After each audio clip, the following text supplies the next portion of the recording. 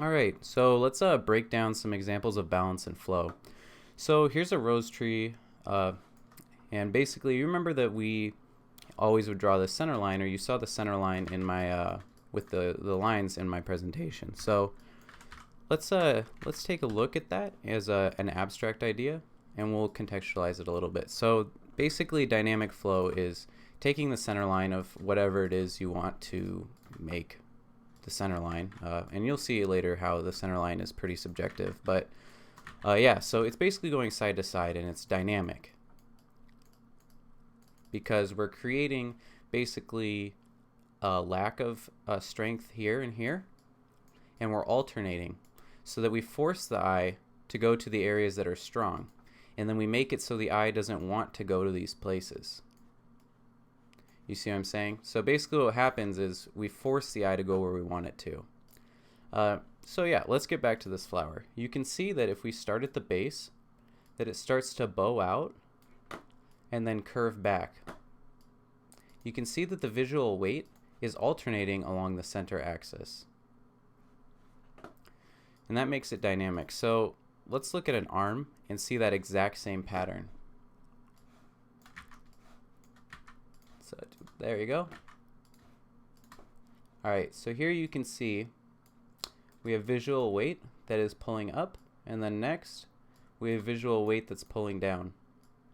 We have visual weight that's pulling up, and then we have visual weight that's pulling down. You could actually, for the hand, I'm not really sure, but I guess you could probably say that this is pretty much symmetrical balance. I don't think that there's a super clear, you know, this one's going down, this one's going down, this one has more fingers, this one has more negative space. Like, it seems pretty balanced to me. But yeah, so I feel like, you know, in this example, for most of the arm, we have a pretty dynamic balance going on. And you can see that it alternates across the center line. So let's take a look also at you know, figure drawing. This is Bridgman. So basically you're going to notice the exact same thing where we're going to have alternating weights along our lines. And they're always going to end offset of the center line. It might not even be a lot, but it's usually enough. And you can see that when we have the fingers here, so we're creating a very dynamic line this way, right? So the fingers, we're going to alternate like this, our curves across the center line. And you'll notice, obviously, that if we were to get rid of these fingers, it would be very unbalanced. The whole composition would be leaning this way. Because these fingers are moving forwards, you can see that it becomes much more balanced. You see that it doesn't, like, for example, let's imagine that we place this on a stand. Like, let's imagine that it had a very narrow point, and this is like a table or something. If we were to remove these fingers, more than likely, it would look like it's going to fall over. Or at the very least, we definitely are pretty sure that this thing isn't that even. But if it's like this, we have that nice opposing directionality and mass that opposes this greater mass. Figure drawing is, you know, this is one of the most important things, of course, in figure drawing. So when it comes to a person running, at least in this case, you know, when we have people who are standing, the human body will try and distribute weight, like maybe a hip and then a shoulder will be at opposing sides. I think that when things are imbalanced, they're extremely dynamic. But the thing that we do to make them feel balanced is try and at least show that it's going to be balanced, right? Like, you can look at this one is going backwards, and we know that the arms are going to, you know, switch, right? And in the mind, we kind of know that they're going to catch themselves, but we still have this somewhat idea of opposing directionalities, and especially as things switch. So, I don't know, I thought it was interesting how if you take the human center line, and when they run, you know, if we were talking again with the same example, like this, you know, it's offset, right? If you take a human running, I thought it was interesting that the back is always, like, the opposite side is going to be up, and then the other one's going to be behind. So, like, for example, the arm is always going to be going backwards, while on the same side, the leg is always going to be going forwards, right? And so on the other side, we're going to have this arm going forwards and this one going backwards. So I thought that was kind of interesting how, in a way, balance, while you're even in motion, is kind of offset, and there's not, when you're running, it's not static. I just thought that that was an interesting thing that we're switching off sides. So here's the most traditional example of balance. Basically, same thing as I was showing before, but you can tell that her body is leaning backwards, right? And then her leg is leaning forwards. You can see that they're balancing it out. Well, this leg is also leaning forwards, but you can see that she's basically keeping herself balanced, right? Based on her position. So it's the same kind of thing, but we have to extrapolate and apply this to an image. We're going to have more examples of that in a second. Just another example of how, we have this opposing directionality. So we have going out, we have going like this, and we have going like this. I would say that in a way her hair is visually balancing it, but as far as weight, I'm not going to count that. But yeah, you can tell that she's trying to keep herself balanced and that she is basically alternating along the center line of her, the center of gravity. So this is another quick example that I mentioned, but basically balance in graphics and value, for example. So I try to have a nice bright value here so that the eye would not only give this better figure background, but basically give importance to this side of the screen. This whole piece of it is darker, so it's less strong, but it's also much more detailed, and we have a lot more value change and things going on this side. So if we were to crop this, say like this, it's going to start feeling probably a little bit less balanced.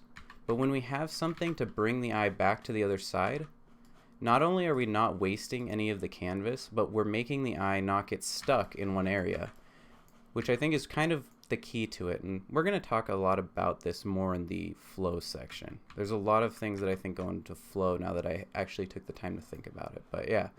So using this graphic design and using this value, I try to bring balance to this image. Additionally, if we were to look at, say the center line and where things end, so for example, this is the end of the stock, this is the end of the gun on each side. So if we look at this as far as space is concerned, we have sort of this rectangle that's at an angle. Now, what this leaves though is the negative space that we need to worry about. So for example, the negative space here is going to be this. It's going to be basically everything opposite of that. And so in order to keep things balanced, it's important that if you're going to have that negative space, that you have two things that kind of oppose and balance each other. And by doing this, I'm helping to also keep the eye from getting stuck on the gun and make it a little bit more easy for the mind to read. Same thing here, where basically, the opposing direction, I wanted to add more weight in the negative space. So in this one, the top of this area is such a small negative space, I don't think it needed anything to be balanced. It just needed enough breathing room for this area. But what I did do is, because this is going to be ending farther down, this is ending farther up, we're having all of this empty space here. So how do we balance it out? Because this area is very visually strong. The yellow is a strong color, but it's still so much empty space. So to me, I think that in order for this image to look good, I think having this reflection and value helped to make it so if we were to look at the flow of it like this, we kind of have this area, this area, this area. I just want to count where this ends because, that's a big visual change. And then we have this area down below. So you can see that we're still having some sort of zigzagging going on. And by doing this, we're creating balance. If we were to remove and make this whole area black, it's going to look a little bit less good, I think. So let's do that really quick and see how it looks.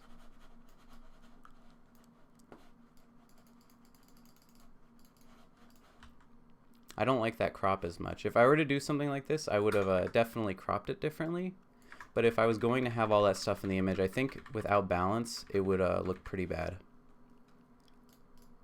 So here's another good example of balance, especially in hard surface design, now that we're starting to get closer to those examples. So here's basically the same zigzag line, and using echoing elements, which is cylindrical or green or dark value. So we have on our center line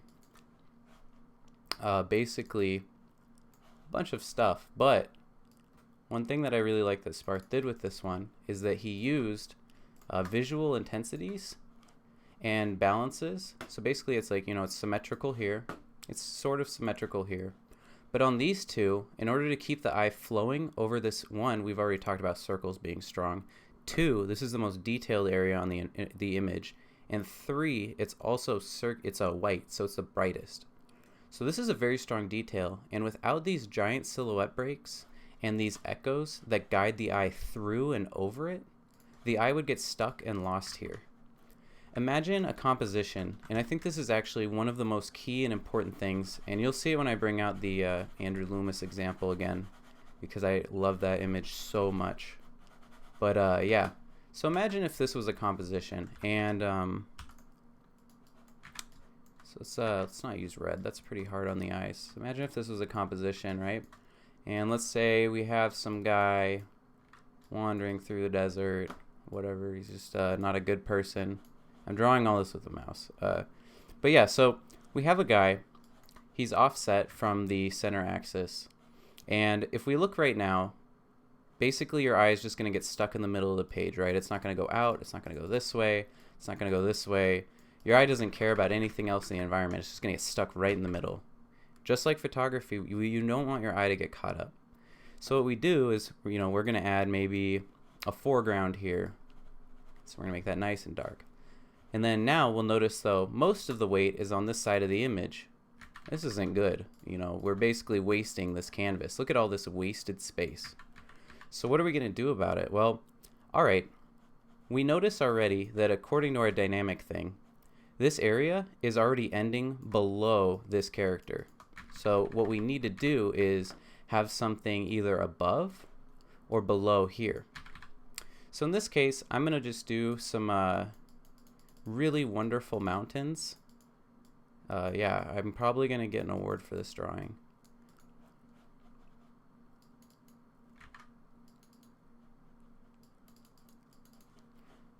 But yeah, so now you can see that what we've basically done is we've created a bit of a balance and a bit of a flow and a dynamicism. We've created where the eye doesn't want to go, which is this area, but we've also created an area where the eye is anchored or a stop. But the most important thing is that we're using the extremities of the image. We're not getting the eye caught up here. By using these two weights right here, what we've basically done is help to make the eye start jumping around the scene. This is still the focal point, but the eye will never get caught on the focal point. It'll want to explore. It'll want to enter it and look around. And it'll just not feel either too focused or too disparate. By having the things offset, what we're doing is we're creating, you're making your eye go to the other side of the composition. You're not going to be wasting huge amounts of your scene. And so you can see here on this example of the spaceship, right? We have this main body, but your eye goes to the back of it, your eye goes to the front of it, your eye goes under it, your eye was willing to look at all of this detail, it's willing to go up here. Your eye is willing to look at all of this stuff without actually getting caught up on any specific thing, which I think is impressive given the strength of the detail in this area. So here's another Sparth example, just because they're usually really good. But yeah, so what we have here is basically dynamic. One of the best and most easy to see examples of dynamicism and using that offsetting recipe. So for example here we have let's just make little boxes for each important area. And also let's be cognizant of where the line flow is going, right? Just like our example, the line does flow around, and so it has a better eye travel instead of going straight to here. But the point is it's still across the center line, and using echoing structures as well. And then within this single globe, we have the same structure echoed at alternating levels, sizes, and amounts of overlap. And so you can see even at the smallest level, this one is still below this one. This one's above this one. This one's still above this one, but below, sorry, this piece is above this piece and also above this piece. This piece is its echo. This one is also echoing, but you can also see they get smaller, right? Like there's hierarchy to it. There's lines used to guide the eye, but you can see how basically it's the same structure as, you know, how the rose example was, or any other one of those examples. So basically though, what we're doing is we're keeping the eye moving, we're using lines, but we're not overwhelming it, you know. We're not overwhelming it, and we're keeping it from feeling like it's too one-sided. We're not wasting the whole composition. We're guiding the eye through the composition. Yeah.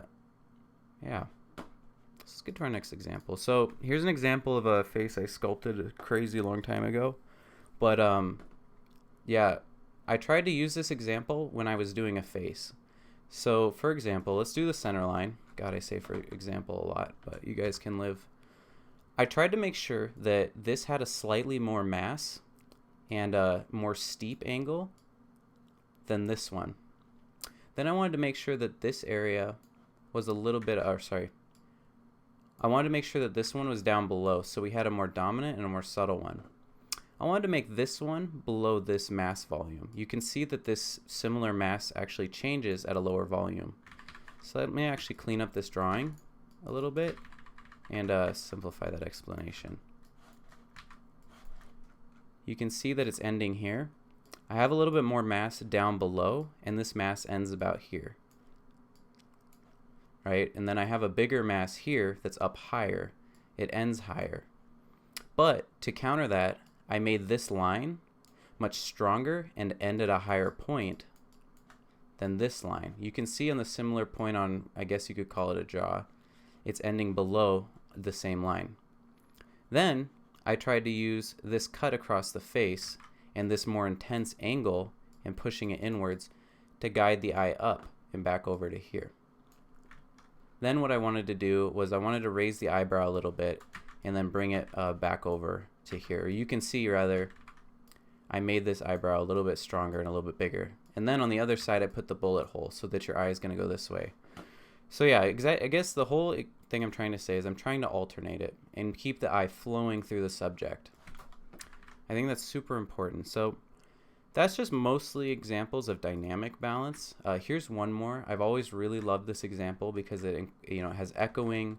You can see that a lot of the things aren't ending on the same places, but yeah, if we look at the silhouette, right, you know, we're going to see that basically we're going to be alternating and using negative space at alternating areas.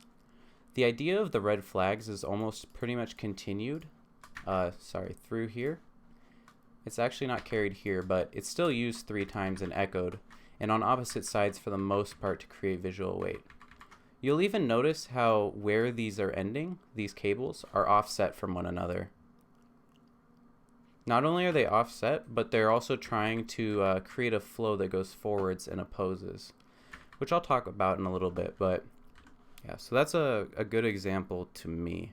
The only example basically that you can have for static stuff is pretty much anything symmetrical. You can mix static and dynamic things. Like for example, if this was asymmetric and your eye got pushed around here, you could use these two things to balance it out and then make it static at the top. But this is basically static because the eye isn't going to go to any different direction. It's symmetric. Where is it going to go? Besides the places that you have it go. So it's a little bit different part of design to talk about symmetry, but yeah. So when it comes to static stuff, you can use it to stop the eye. It's kind of the antithesis of balance. So the only example I have of symmetric stuff too is this. So you can see that basically I'm trying to echo and have it be, sorry, not echo, I'm just basically using the same amount of visual weight on each side. There isn't really much to know about that. It's just, choosing to make stuff symmetrical or not. I don't actually think about that when it comes to balance, but I thought I'd mention it. All right, so the next thing I'd like to talk about is flow.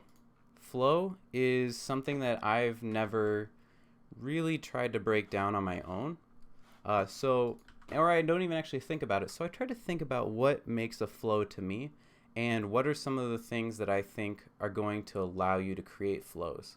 I think balance is part of flow, but I think that there's more to it. So those things are making spaces where the eye does and doesn't want to go. So it's forced to go to places. Don't waste the canvas. Guide the eye all around it. Don't let your extremities fade away. I'm not saying all the time, but if you want to make it dynamic. Don't get hung up on the center of the composition. Don't get hung up, I guess you could say, on any specific thing. Use line work to guide the eye. Avoid pinchy angles. Creating groups and grouping creates areas of velocity and simplicity, and using rest area.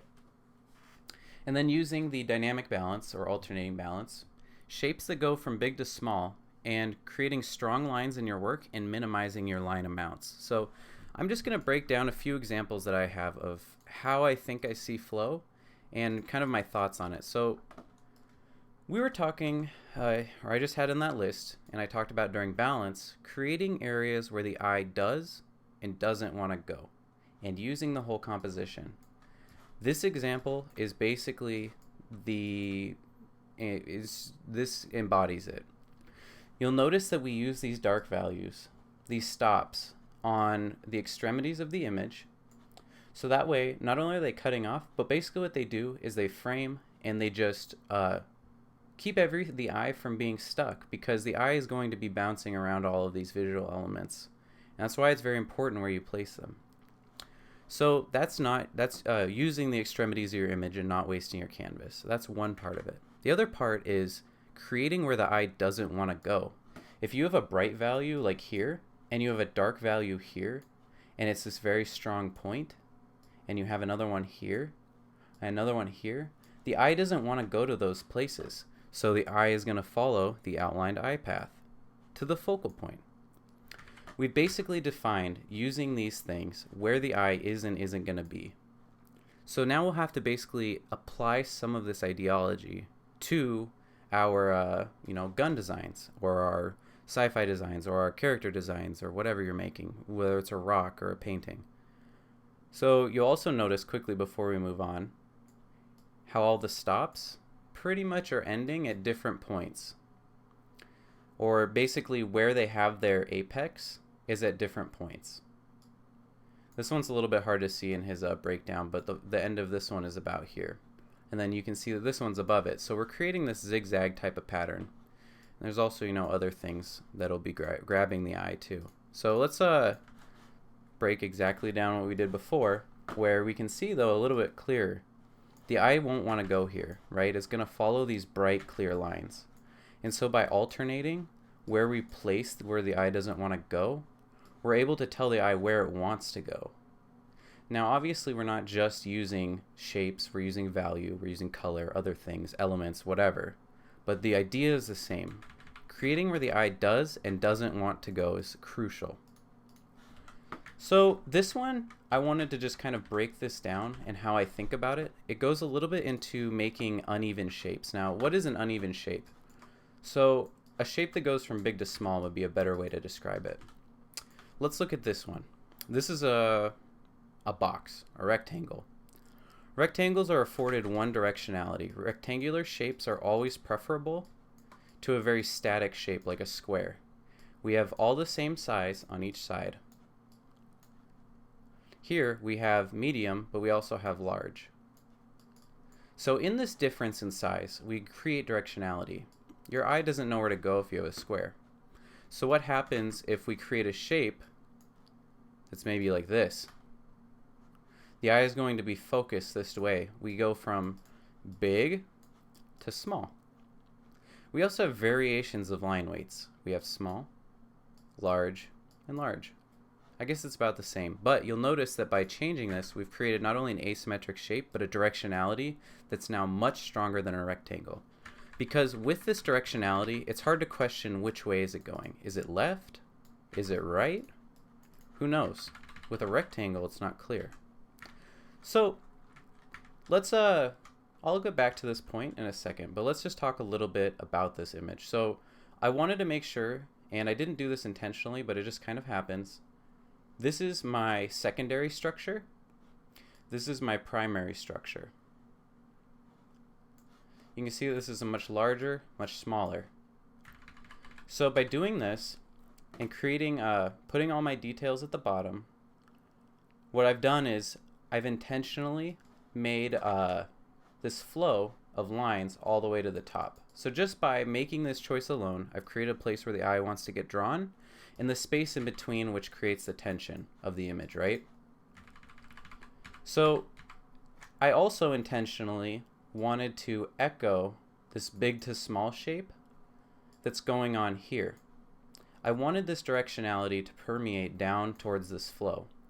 And so you'll notice that I'm creating a lot of lines that are basically guiding and going from big to small, right? Like we go from this bigger shape to a smaller one. We have a more triangular shape, or sorry, we have more of this like, you know, I'm gonna clean this up. We have this more, how do you say, upside down trapezoidal shape? Or you could just say more maybe triangular shape, doesn't really matter. And then we have it again here. So that's all good and cool, but how do we balance that out? You know, it's a very imbalanced shape. So to do it, I apply a counter angle. And not only is it a counter angle, it's the strongest and largest angle on the design. By doing this, we're guiding the eye back upwards and making this very dynamic area get guided back to the top. So why is that important? Well, if we weren't guiding it back to the top, your eye would probably just get thrown downwards. By doing this, your eye is going to want to venture to the bottom, back to the top, and venture around the image. I obviously made this the focal point though, but that's just one way that I'm doing it, is using counter angles to try and keep the eye moving, and also so that we have these opposing directionalities. But I intentionally made it larger, or rather this counter angle is on the extremities of the image, so that way our eyes are guided basically out here and around.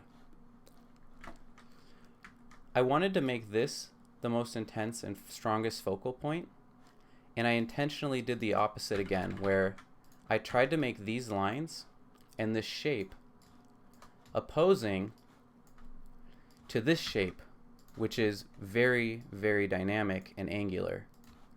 By doing this, I help keep the attention at the top of the eye without it going crazy downwards.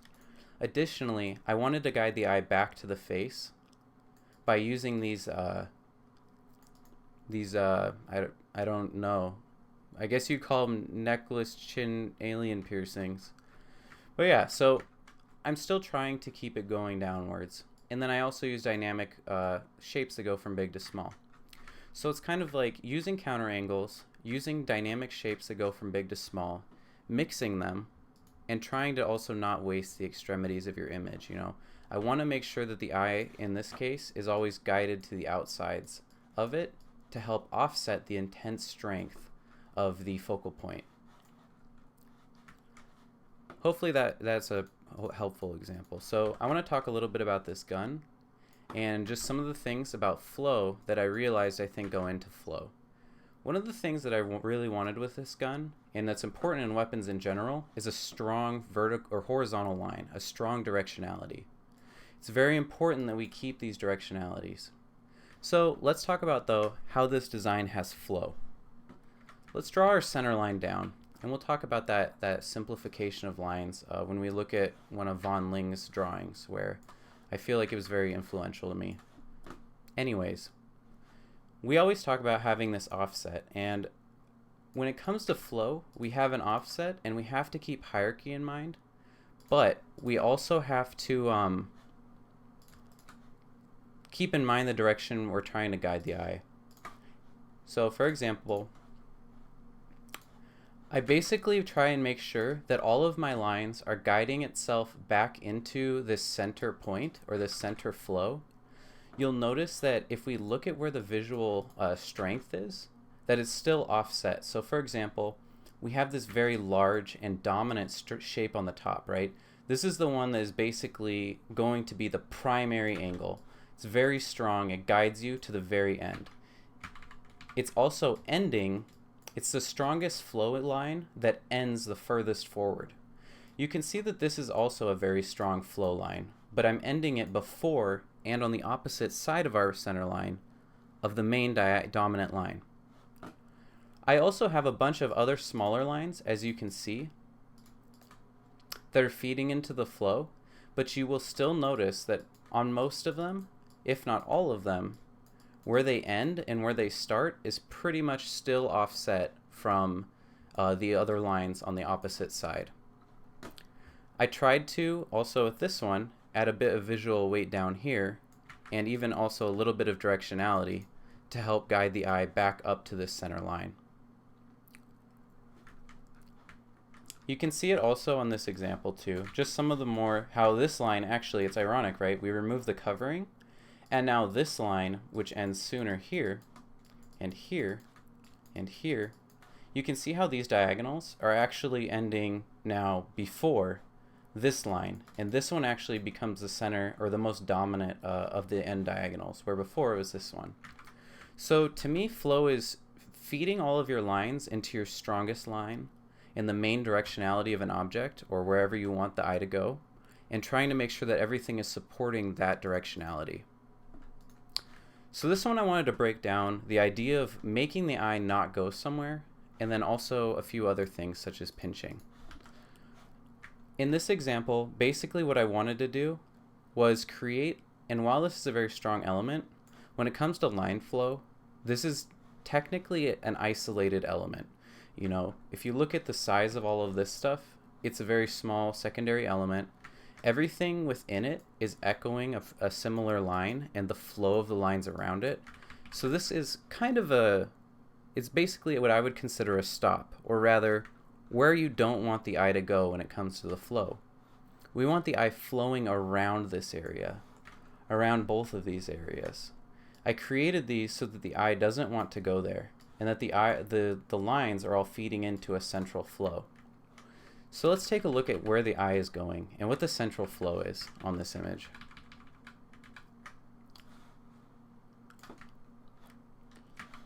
So you can really start where the eye is going to be traveling from just about anywhere, but I'll show you where I wanted to guide the eye.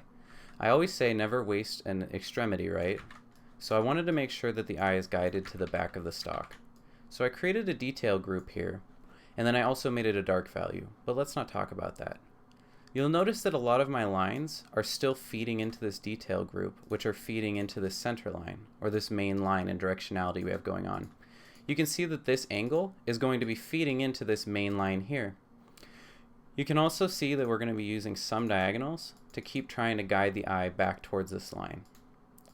I try to echo this a few times to just bring even more strength to it. You can see that I'm placing a lot of my details and my lines, or my form changes and my details along these lines.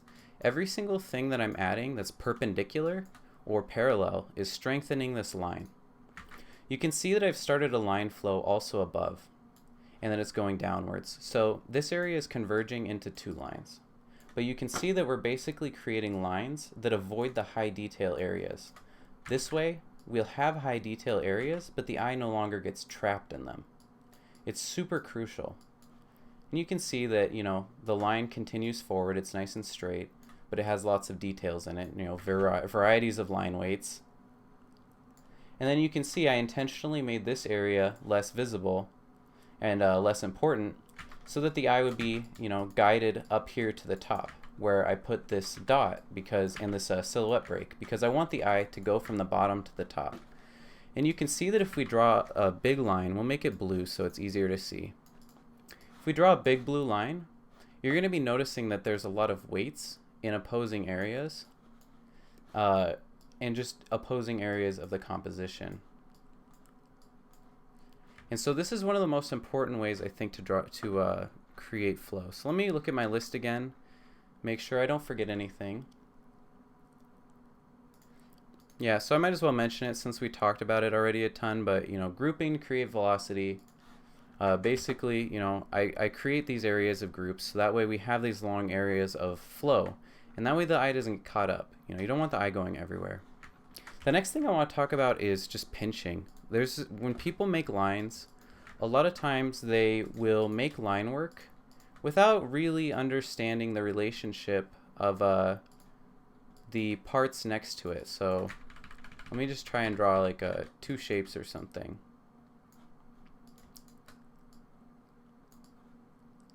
Sure, we'll do this. There we go. So this is a perfect example. A lot of people don't pay attention to really the negative space in their objects. So for example, we have a triangle here. We have a curve with a line here. We have this like pointy shape, whatever. Point is, very few of these shapes are communicating. They're not echoing each other, and they're not going together. And a lot of times people do this with their line work, and they'll just make very ugly shapes or pinchy shapes or like not good shapes. It's really important that we're making our lines kind of working together, echoing each other, and not just some random bullshit. Just because you don't know what to do, you're just doing something crazy. Doesn't mean you have to echo every line, but you can see we start having connection between these different shapes because they're echoing each other and they're communicating.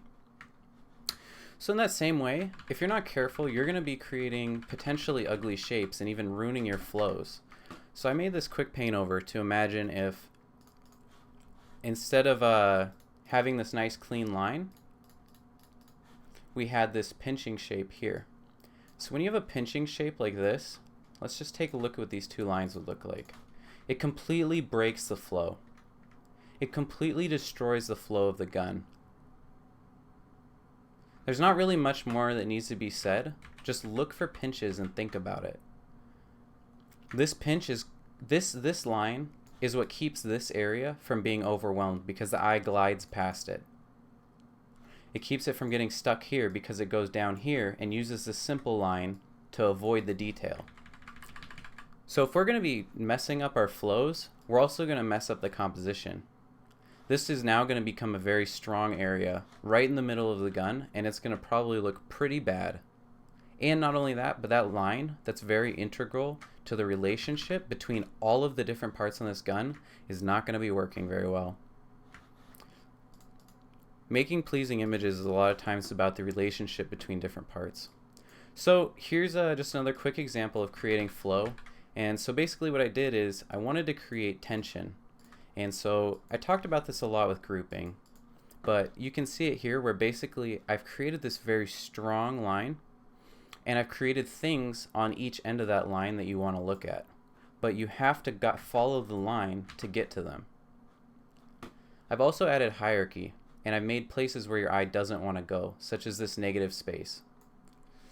To make your eye go forward, I decided to break the silhouette and the form out. So that way, while we do want to go here, our eye also wants to go here and out again. By making this a dominant line right here,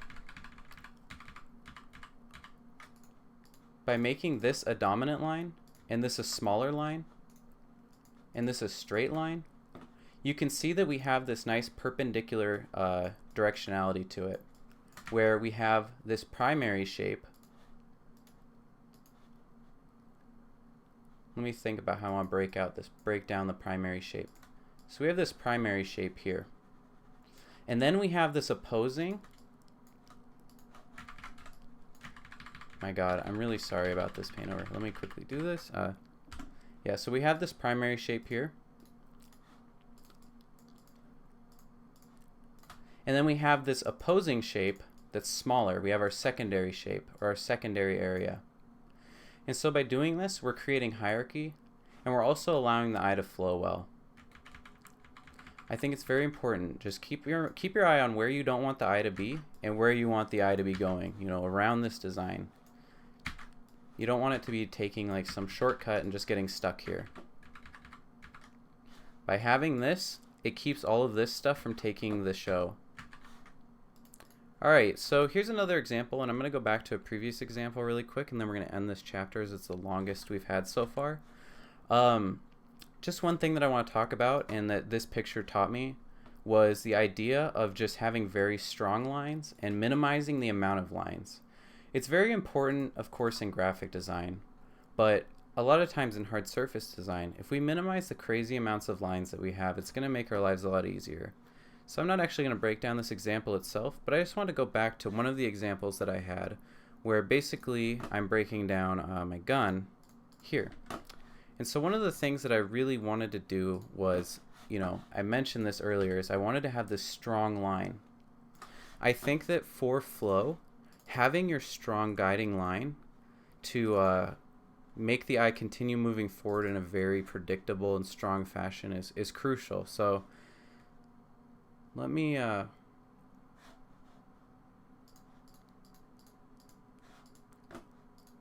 made so many guns. I'm trying to find the unedited picture. All right, here we go. Yeah. So I just want to make sure that, you know, I'm doing things like echoing different lines. I don't want to have a bunch of crazy different design elements. A lot of my lines and my, you'll notice that a lot of my diagonals are usually perpendicular to one another. And the reason for this is it gives them the most, usually the most clarity and difference upon each other or from each other. And I think it helps to make flows very, very strong and powerful. But yeah, so these are some of my diagonals, and then I just want to talk about how I like to simplify things. So like, you know, if I can make the front of the gun line up with the back of the gun, I'm going to do it, you know. When we try and create like these larger invisible structures, which is what I would call this line work, I think it helps to just simplify and clean up the image, but make it very strong. That directionality is nearly undeniable, and so all the other stuff going on is just supporting it and making it stronger. So anyways, this is my breakdown on, you know, how I think about balance and flow. This is the longest chapter and also the oldest, or this was the longest chapter and also the last one. So with that said, I'm going to be having some extended, you know, resources where if you want to keep learning about other parts and facets of design, I'm going to have places for you to find that. You can look at it in the folder structure and in the README. I'm also going to have a few videos hopefully talking about, you know, how to just some quick learning things that you can do and maybe some shape breakdowns. So look out for those, and I'll see you guys later. I hope everyone enjoyed this, you know, this tutorial. Feel free to message me if you have any questions. If you know, have any thoughts, feel free to let me know. Thanks for watching it. Hopefully this was helpful for a lot of people. I didn't cover every single thing that there is to cover, but I tried to cover a lot of the topics that I think are important. There's tons of things to go over in design, and definitely not enough for something of this size, in this size of a tutorial. So maybe I'll make a revised or, you know, an updated version another time in a year or two. But yeah, hopefully I'll see people around, and hopefully they enjoyed this. So thanks for watching, and have a good day.